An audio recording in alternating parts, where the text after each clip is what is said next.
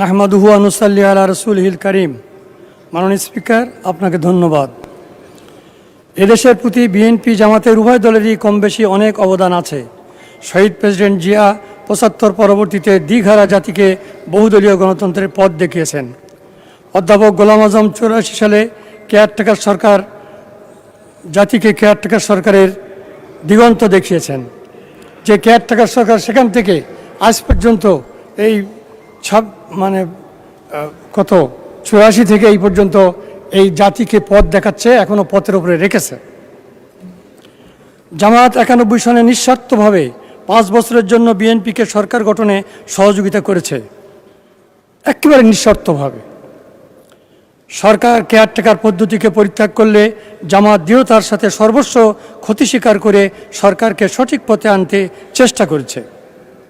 ৬ হতে ২৪ কিছু ভুল বোঝাবুঝি থাকলেও দেশনেত্রীর প্রতি জামাতের আস্থা, পরস্পর চিন্তার ঐক্য ও ভালোবাসা একনায়তন্ত্রের বিরুদ্ধে মানুষকে উদ্বুদ্ধ করেছে।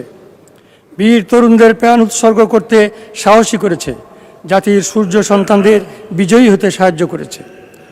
জামাত বিএনপি তথা দেশপ্রেমিক সকল দল ও তরুণ ছাত্র শ্রমিকদের সীমাহীন ত্যাগের বিনিময়ে ১৮ কোটি মানুষ আজ মুক্তির শ্বাস ফেলছে।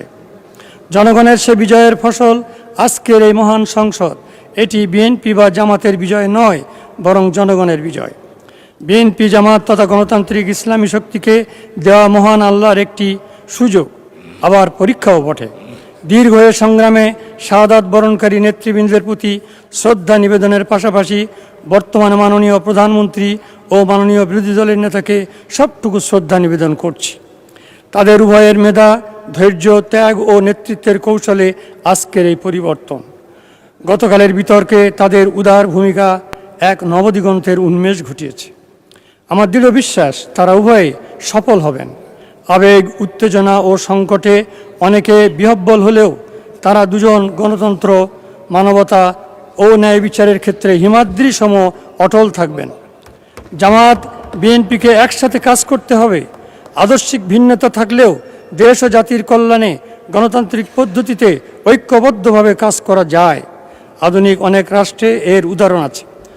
তবে পারস্পরিক সৌহার্দ্যবোধ ছাড়া দেশের কল্যাণ করা যায় না, একসাথে চলা বা কাজ করা যায় না।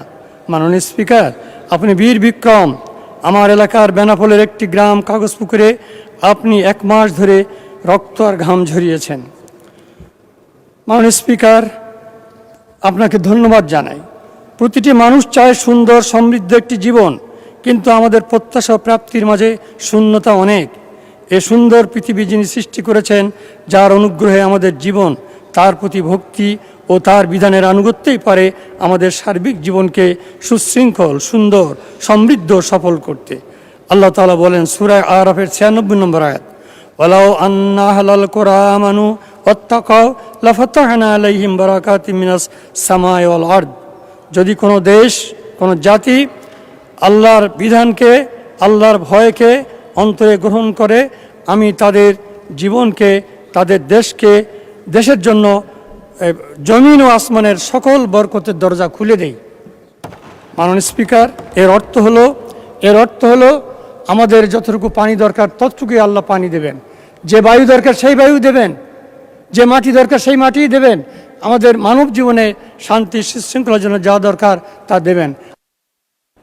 মাননীয় সদস্য ১ মিনিটে কনক্লুড করেন। আমরা যখন অন্যায় করি তখনই আমাদের এই চারিদিক থেকে কষ্ট ধেয়ে আসে। দেশের জনগণের প্রতি ভালোবাসা ও দায়িত্ববোধের ভিত্তিতে আদর্শের ভিন্নতা সত্ত্বেও আমরা সব কল্যাণ কাজে ঐক্যবদ্ধ হতে পারি। মাননীয় স্পিকার, আমি যে এলাকাতে এসেছি, আমি আগেও দিনে দৃষ্টি আকর্ষণ করেছি, জলাবদ্ধতা আমার চাষিদেরকে দরিদ্র করে রেখেছে। যদি দুই পাশে দুটি খাল, আজকে মাননীয় প্রধানমন্ত্রী পিতা যেখানে খাল কেটেছিলাম, আমি সেই সাথে খাল কেটেছিলাম ৩ মাস ধরে। তো সেখানে যদি খালটার পাশাপাশি তার পশ্চিমে এবং তার উত্তরে খাল কাটা হয়, তাহলে এই শার্শা উপজেলা রক্ষা পেতে পারে এই জলাবদ্ধতা থেকে। মাননীয় স্পিকার, শার্শার ৪.৫ লাখ মানুষ শুধু নিজেরা সমৃদ্ধ হবে না, এর দ্বারা দেশও সমৃদ্ধ হতে তাদের অবদান থাকবে। মাননীয় স্পিকার, আমার সময় বেশি না, একটি কথা শুধু আজকে বলতে চাই, মাদক থেকে শার্শাকে রক্ষা করুন। ২৫